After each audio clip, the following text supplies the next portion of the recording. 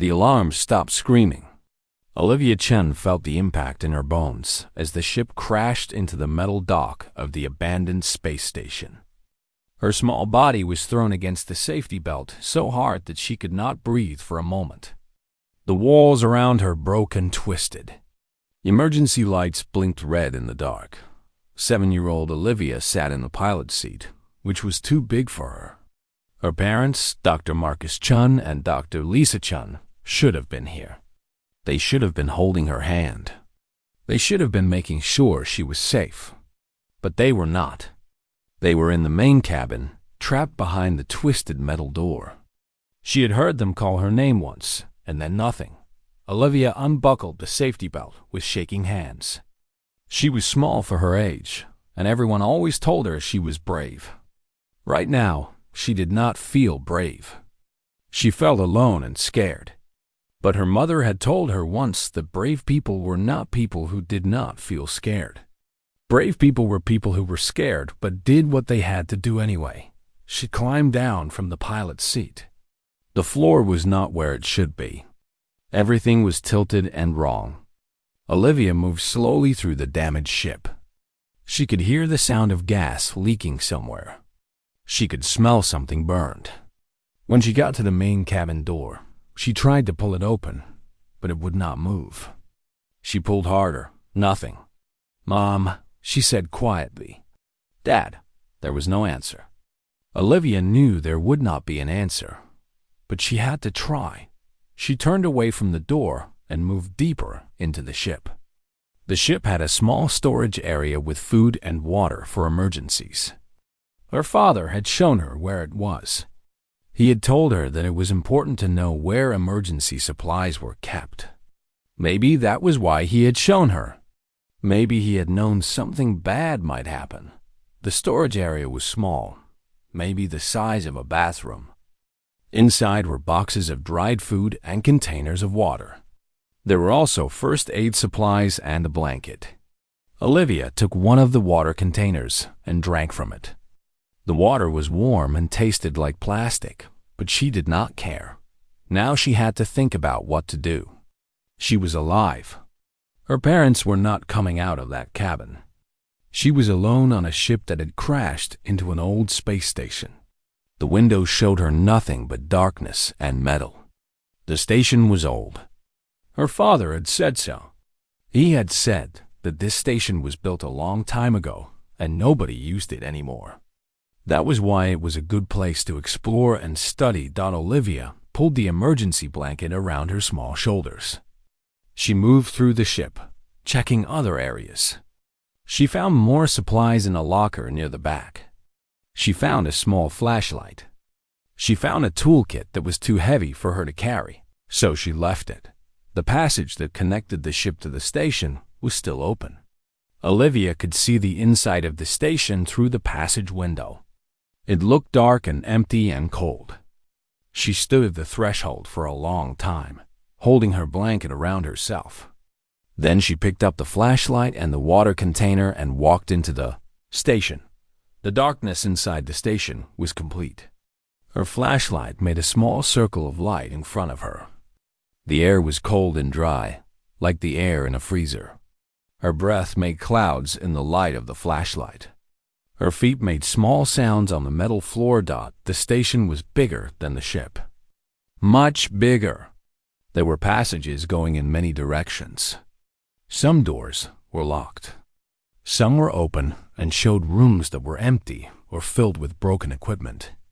Olivia walked carefully, marking her path with small marks on the walls so she could find her way back to the ship if she needed to. She found a room with computer terminals. They were old and covered in dust, but some of them still had lights on them. Olivia was smart, and she had watched her parents use computers many times. She knew how to turn on a screen and how to look at files. It took her an hour, but she got the main terminal working. The computer showed her a map of the station. It also showed her the temperature in different areas, which rooms had air, and which doors were locked. There was a small room not far from where she stood. The computer said it was a crew quarters area, meant for people staying on the station. Olivia went to that room. Inside, she found a bed, a small table, and storage lockers. In the lockers, there were more supplies, more water, more food, blankets, and clothes that were way too big for her. Olivia made this room her home. She dragged the supplies she could carry from the ship to this room. She made the bed. She opened a window that showed the stars through the darkness of space. One of those stars would have a human planet nearby. Humans would come looking for her parents. They would come to the station. They would find her. She spent her time learning the station.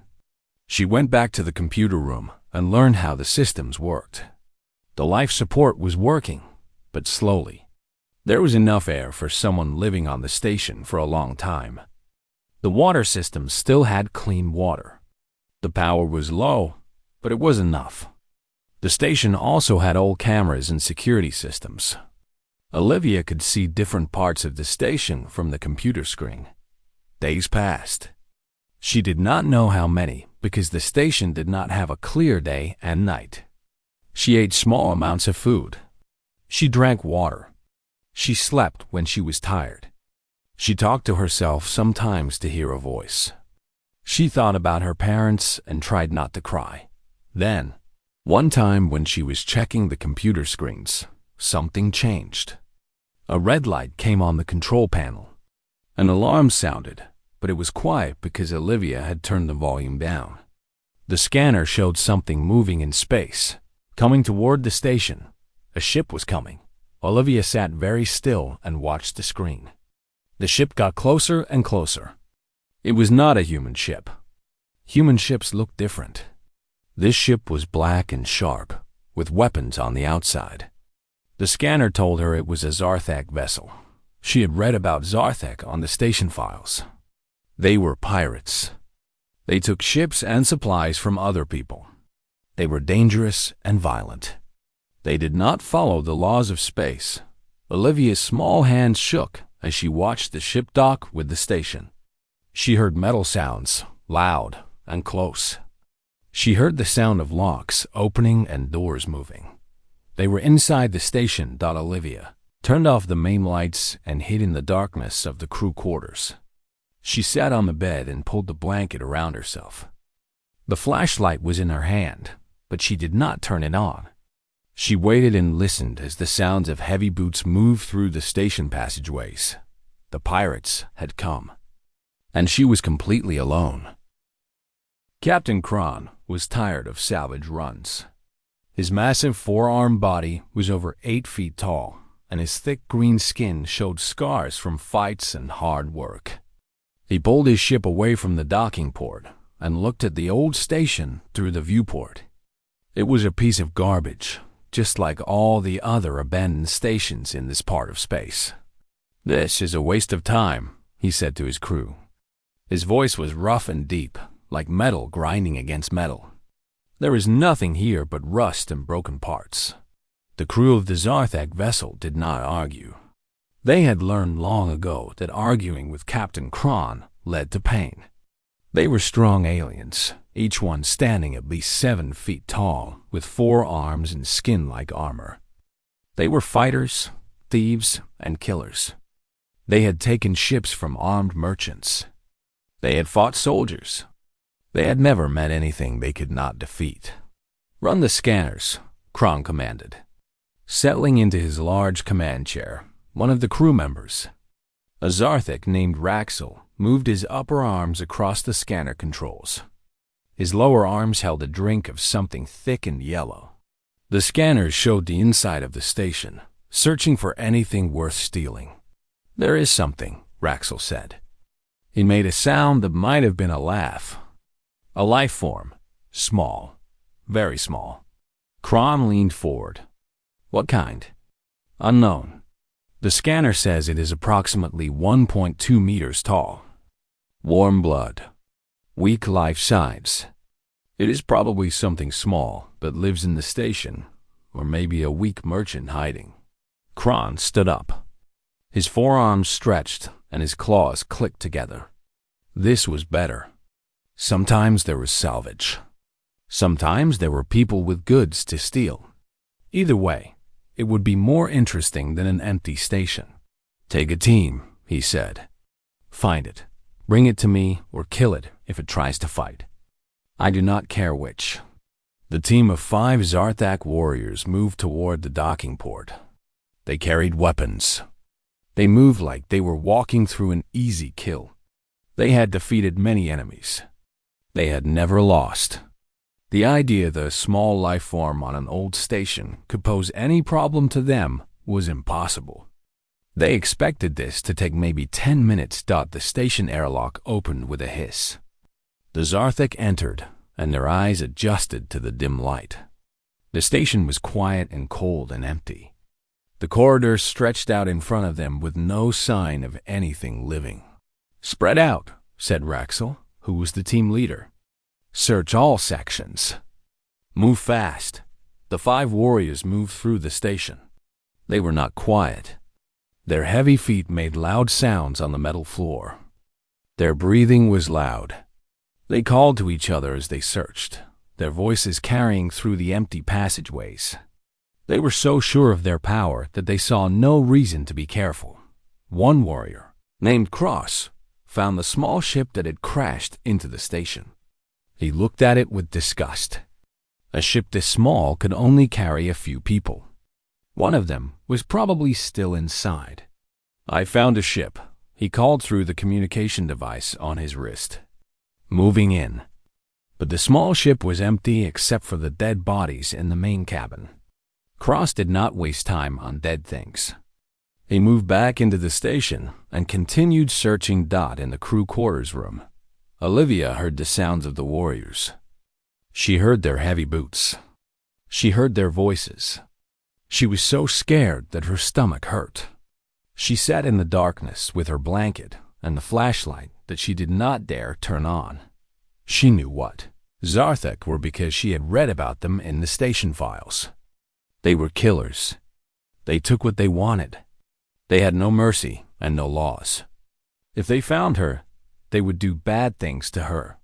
She could not let them find her. She moved quietly to the computer console in the room. The console was old and had a green screen that showed small letters. She knew the password because she had figured it out before. The console turned on. She could see the camera feeds from different parts of the station. On one screen, she watched as a huge alien walked through the passage where the crashed ship was. The creature was enormous. It had 4 arms, and each arm was bigger than Olivia's whole body. It had claws and rough green skin. It looked like a monster from a nightmare.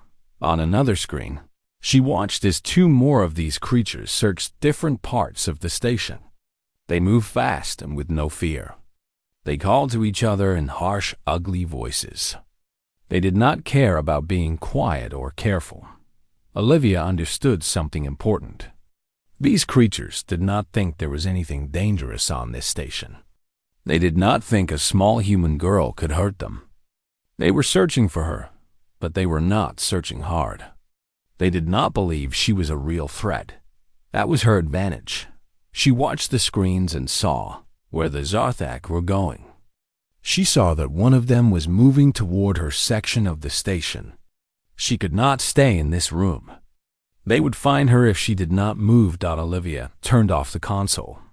She picked up her flashlight and the water container. She moved to the door and looked out into the corridor. It was empty. She could hear the sounds of the Zarthak getting closer, maybe 2 or 3 corridors away. She moved fast, but not in a panic. She had studied the station map. She knew there were many passages and many places to hide. She knew which doors locked and which ones did not.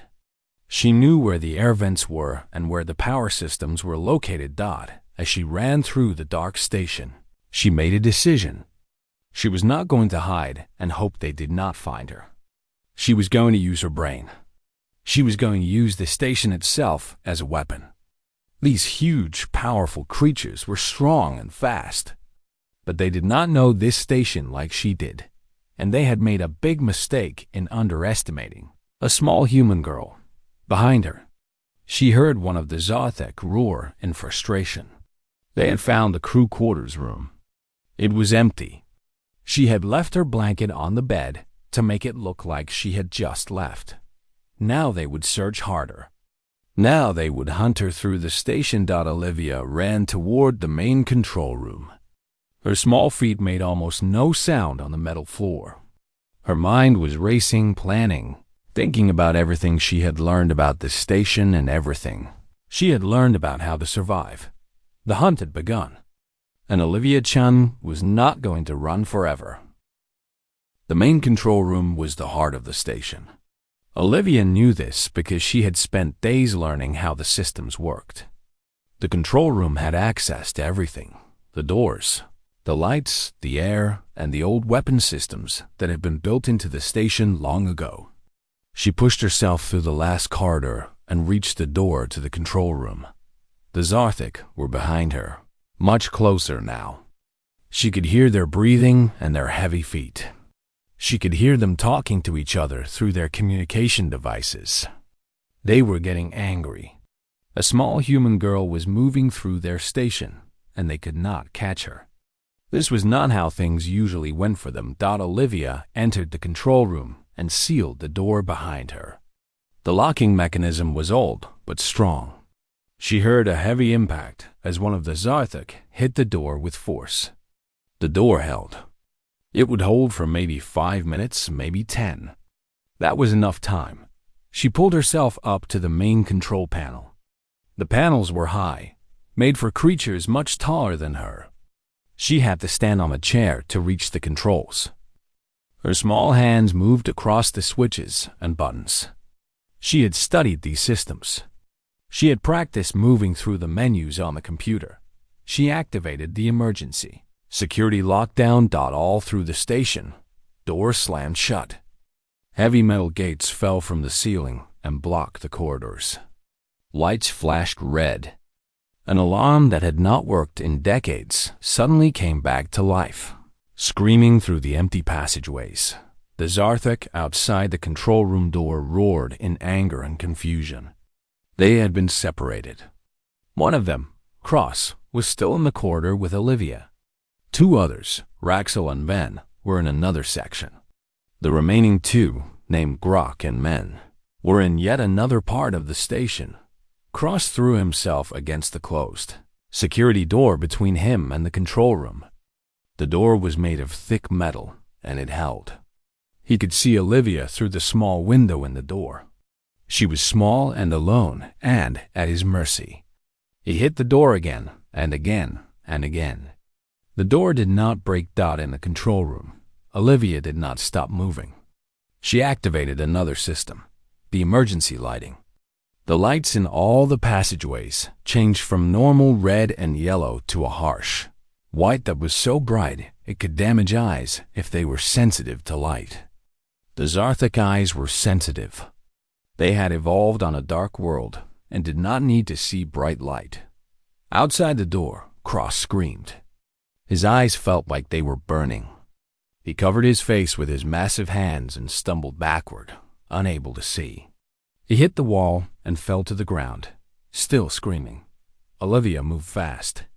She had maybe 2 minutes before the Zarthek figured out how to close their eyes and adjust. She moved to another control panel and opened a specific set of doors. The doors led to a series of small passages and air vents that ran through the station. These passages were tiny, maybe 2 meters tall and 1 meter wide. They were passages for moving supplies through the station, but they were also useful for other things. She had hidden supplies in these passages: food, water, and a small communication device that she had repaired using parts from the station. She had prepared this place as a fallback location. Now she was going to use it. Olivia left the control room through a back exit that the Zarthek did not know about. She squeezed into the narrow passage and closed the door behind her. In the distance, she heard Cross finally stop screaming. He would be angry now. Angry and frustrated. In the corridor outside the control room, Cross sat on the ground with his eyes closed. He opened them carefully, just a little.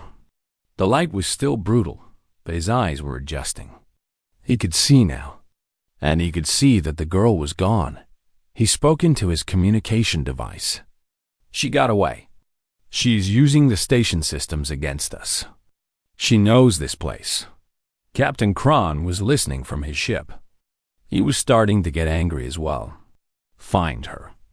Tear the station apart if you have to. I want that girl alive or dead.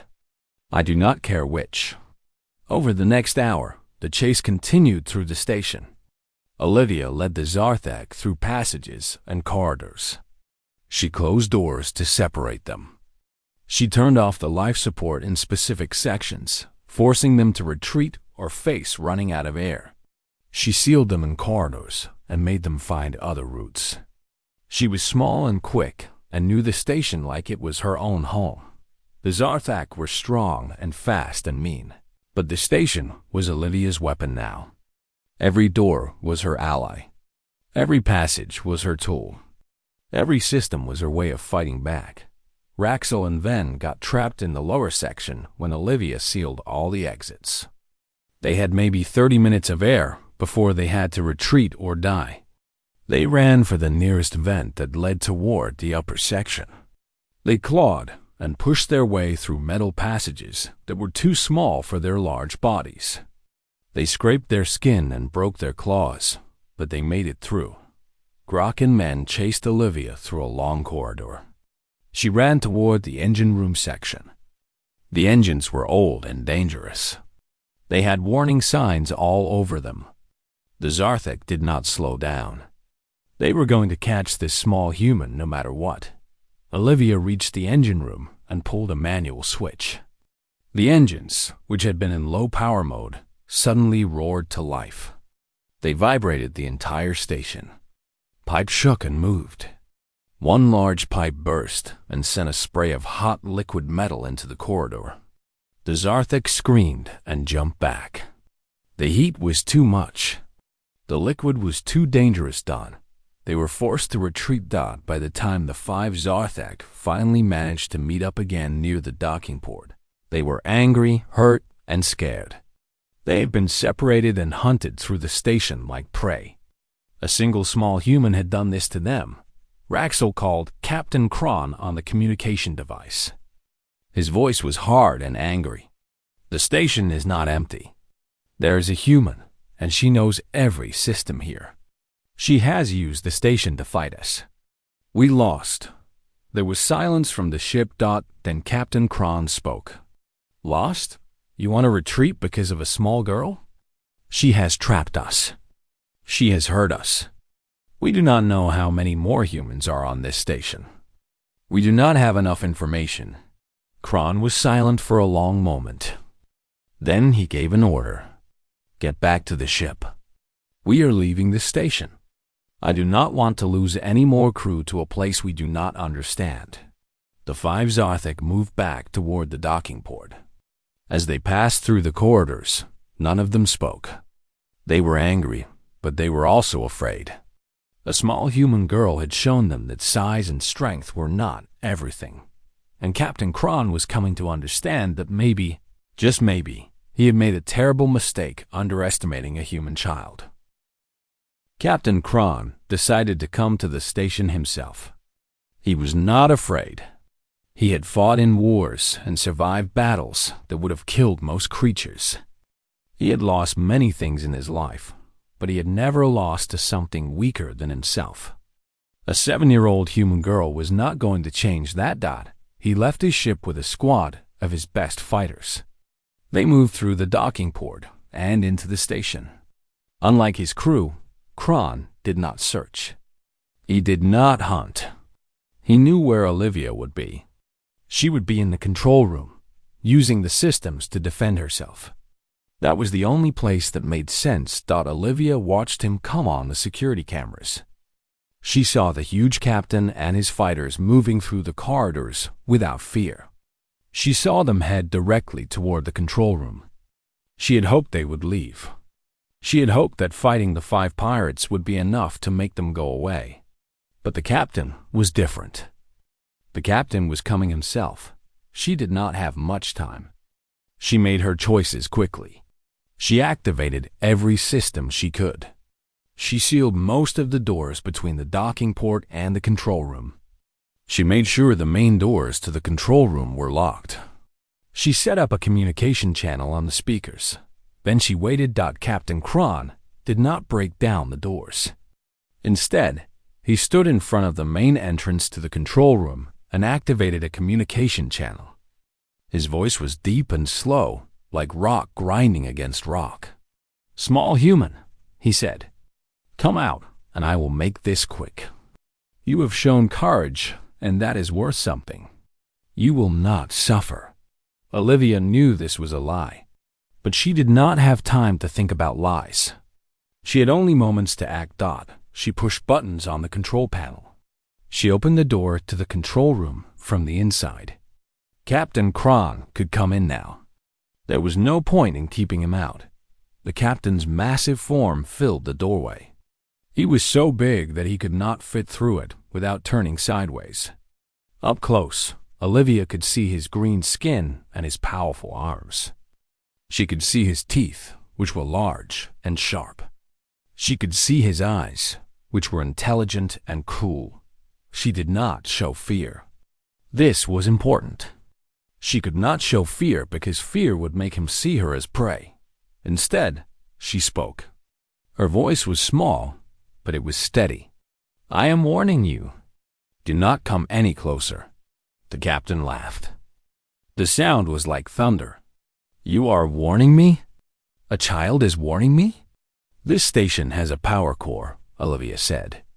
She kept her voice calm and steady, even though her heart was beating so fast she thought it might break. "It is old. If I overload the power core, the whole station will explode. We will both die." Kron stopped moving. He looked at the small girl. She was standing next to the main control panel, her small hand on a switch. He could move faster than she could think. He could cross the space between them in less than a second. But something made him pause. Olivia continued. "I will do it. I will overload the core. I will blow up this station and everyone on it. You and all your fighters will die. That is the price of catching me." "You are a child," Kron said. But his voice was different now. It was not certain anymore. "You would not destroy yourself." "No," Olivia said. "Maybe I would not. But maybe I would. You do not know. You do not know what I will do. That is why you have to decide. Do you want to risk your life and the lives of your crew to catch one small girl?" Kron looked at the girl. Really looked at her. She was tiny. She could not possibly hurt him in a fight. She could not compete with him in any physical way. But she had hurt his crew. She had trapped them and scared them. And now she was holding his life in her hands. She was right. He did not know what she would do. He reached out his hand and placed it on the communication device on his wrist. All crew returned to the ship. "We are leaving." There was a moment of silence. Then the voice of Raxel came through the device. "Captain, the main power is failing. The station is showing signs of instability." Olivia heard this. She had sent a message through the communication system, making it sound like the power was failing. It was a lie, but it was a useful lie. Kron looked at Olivia with new understanding in his eyes. "You are playing tricks." "Yes," Olivia said. "I am playing tricks, because that is all I have. I cannot beat you. I cannot fight you. I cannot kill you with my hands. But I can make you afraid. And that is enough." The captain moved. Not toward her, but toward the door. He was retreating. He was leaving. He stopped at the doorway and looked back at her. "What is your name, small human?" "Olivia," she said. "Olivia," Kron repeated. "You are not like other creatures I have met. You are small and weak and alone. But you are not afraid. You do what needs to be done. You do not give up. This is different." He paused for a moment. His massive form seemed even larger in the doorway. "There's a lesson in you, Olivia. A lesson about what strength really is. Size and muscle are not strength. Strength is the will to survive. Strength is knowing what you can do and doing it. You have this. You have real strength." Then he turned and left the control room. Olivia heard him tell his crew to move faster. She heard the sounds of the Zarthek running back toward the docking port. She heard the airlock seal. She heard the ship disengage from the station. On the camera screens, she watched as the black Zarthek ship moved away from the station. It moved faster and faster until it was just a point of light in the darkness of space. Then it was gone. Olivia sat down on the chair next to the control panel. She realized that she had been holding her breath the entire time. She breathed out slowly. Her hands were shaking. Her legs felt like water, but she was alive. And the pirates had left. And she had won. 3 days after Captain Kron left the station, a message came through the communication system. Olivia was sitting in the control room, trying to rest and keep her mind busy. She had fixed the systems. She had brought the power back to full strength. She had sent out her own message telling any human ships in the area that she was alive and waiting. Now, a reply came. "Unknown station, this is the human rescue vessel Horizon. We are receiving your distress signal. We are moving toward your location. We will reach you in 40 hours. Please confirm that you are safe." Olivia felt something break inside her. Not in a bad way. In a way that meant she had been holding too much pain for too long. She spoke into the communication device with a shaking voice. "This is Olivia Chun. I am alive. I am waiting for you. Please hurry." The response came quickly. "Olivia, this is Captain Sarah Moore of the Horizon. We have been looking for your parent ship. We are so glad you are alive. We will be there soon. Can you tell us about your situation?" Olivia took a moment to gather her thoughts. She told the captain about the crash. She told her about her parents. She told her about the Zarthek pirates and what had happened. Captain Moore was quiet for a long moment. Then she said, "Olivia, you did something amazing. You survived alone on an abandoned station. You fought against dangerous pirates. You protected yourself using intelligence and courage. When we get to you, we are going to make sure the whole Human Space Authority knows about what you did." Over the next 3 days, Olivia rested and prepared.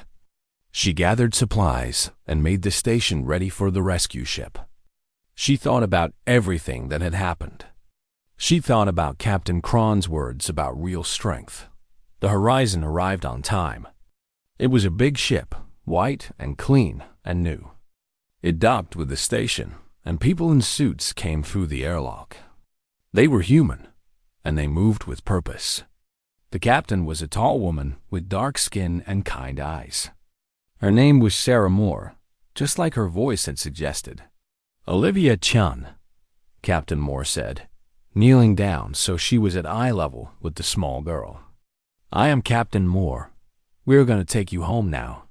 Olivia felt the weight of everything hit her. She had survived. She had fought and won. But she had lost her parents. This was the thing that hurt the most. Captain Moore held her while she cried. She did not try to make it better with words. She just held her and let her feel all the sadness and fear that had been building up. Over the next days, as the Horizon moved back toward human space, Olivia told her story many times. She told it to the captain. She told it to the medical officers who checked her health. She told it to people who recorded her words for the official report. But something strange happened. Before the Horizon reached human space, a communication came through from an unknown source. It was on an old, private channel that Olivia had not known about. The voice was Captain Kron. "Olivia Chun," he said, "I have been following your location. I know you have been rescued. I am glad. This is good. A creature like you should not die alone on an old station. Olivia was confused. Why are you telling me this? Because you taught me something, Kron said. You showed me that strength is not what I thought it was. I have spent my life being strong with muscles and weapons. But you were strong with your mind. You were strong because you did not give up. I have learned this lesson. I am going to do something different with my life now. I am going to be better. What will you do? Olivia asked. I have disbanded my crew. The Zarthak who worked for me were killers and thieves. I am sending them away. I am going to use my ship and my knowledge to protect traders in this space. I am going to work with human authorities to stop pirates. This is my way of saying thank you. Olivia did not know what to say. She had thought Captain Kron was evil, that maybe he was just strong in the wrong way. Maybe her courage had given him permission to be strong in the right way. Thank you, she said finally. No, Kron said. I thank you. You are small, Olivia-chan, but your strength is bigger than any creature I have ever met. The communication ended. When the horizon reached human space, Olivia became famous. They called her the girl who fought pirates. They called her the human who used her mind instead of weapons. She was interviewed and photographed and celebrated, but Olivia did not like being famous. She liked being quiet and learning things. She liked understanding how systems worked. She liked helping people. When she was old enough, she became a teacher. She taught other children about survival and how to use intelligence in dangerous situations. She told them about the station and the pirates and Captain Kron. She told them that the smallest person can be the strongest person if they use their mind and do not give up. Many years later, Olivia received a message. It was from Captain Kron. He had spent years protecting ships in human space. He had stopped dozens of pirate crews. He had worked with human authorities to make space safer. I am retiring now, he wrote. I wanted you to know that every good thing I have done in my life came from one moment on an old station. One moment when a small human girl showed me that real strength comes from the heart and mind, not from muscles and weapons. You changed my life, Olivia. You changed the lives of all the traders I protected. You changed the lives of all the worlds that are now safer. You did this by being brave and not giving up. Olivia read the message many times. She thought about that scared 7-year-old girl who had crashed on an empty station. She thought about how that girl had learned to survive. She thought about how she had used her brain and her courage to win against impossible odds. She had been small. She had been alone. She had been afraid. But she had not given up. And in the end, even the biggest, strongest creature in the galaxy had learned from her. Olivia looked up at the stars through her office window. Somewhere out there, Captain Kron was sailing through space. Somewhere out there were other small humans who would need to be brave. Somewhere out there were people who needed to know that size and strength were not the same thing. She would teach them. That was her job now. And she would tell them the story of how a tiny human girl had faced pirates and won. The story was true. And it would inspire others, just like it had inspired the strongest Zarthak pirate captain in the galaxy.